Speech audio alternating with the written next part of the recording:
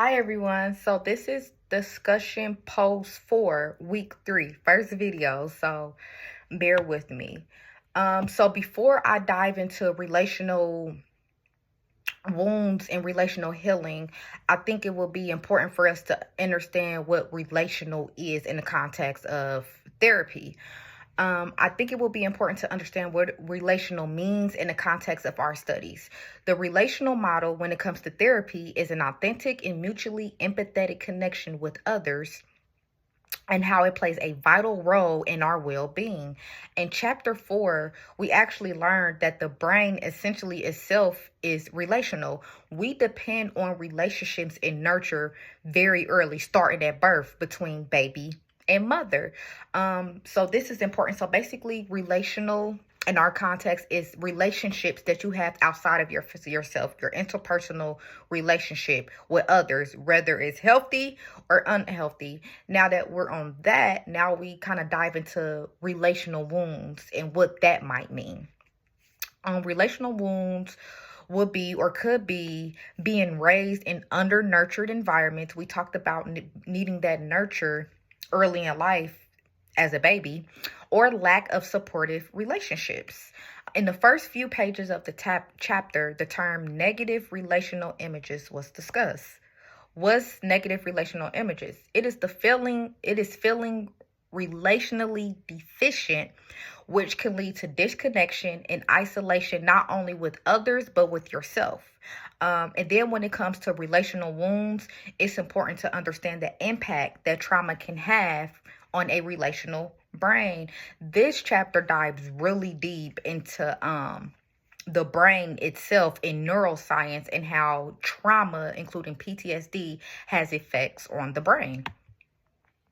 So founders of RCT, relational cultural theory, concluded that healthy human connections was both the means and the end to mental health.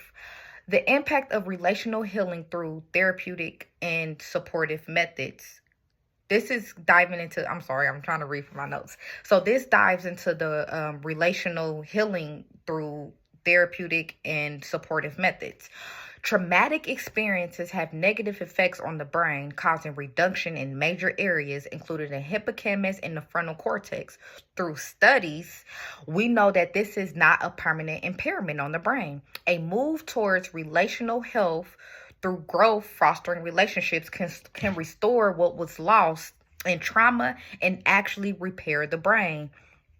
This will take the work of a well-attuned counselor that's sensitive and empathetic. So this pertains to the impact relational healing can have. We actually heal our clients through relational healing. We actually help restore the brain. Conversations that bring people back, and this is discussed in the book, the crisis counseling book. Conversations that bring people back to the here and now, which is in the present, and safety, creates emotional healing that is achieved by restricting the emotional brain itself through building new neural networks. Now we're building new pathways in the brain, right? Achieving this requires a relationally based, emotionally focused therapy, which requires a passionate counselor. This goes back to compassion and connection and how that's important in counseling. We actually help create new neural networks in the brain when we're compassionate and we have a connection with our clients.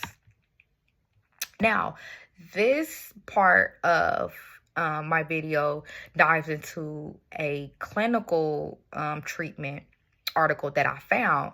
So the clinical treatment was on adolescent young male adults, and the authors hypothesized that a new model of relational psychoanalytical treatment is important for young adult males. So listen to this.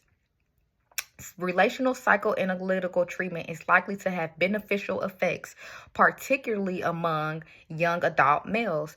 The contention that males as young adults undergo a normative trauma of premature separation in our society, that connection that we talk about, which is relational or interpersonal relationships.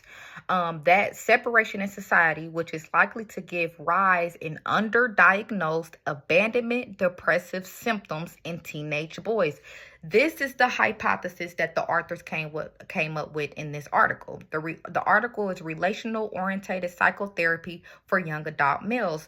So it talks about when one listens empathetically, a different affective experiences emerges in order to see young it emerges in order to see young men become empathetic.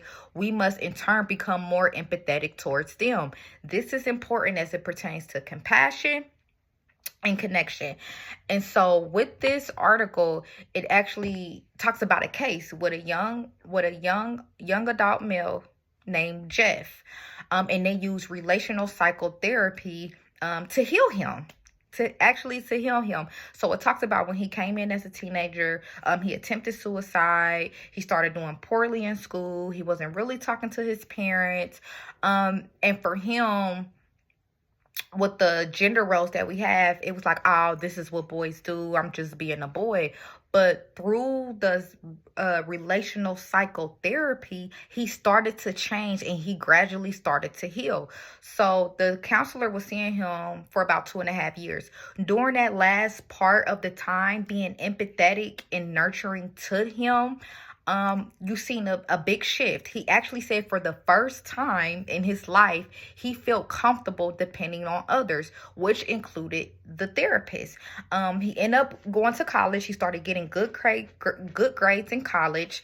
He was able to do therapeutic work independently because before he was really resistant and he needed less frequent sessions. So this whole article kind of dives into how relational therapy is important.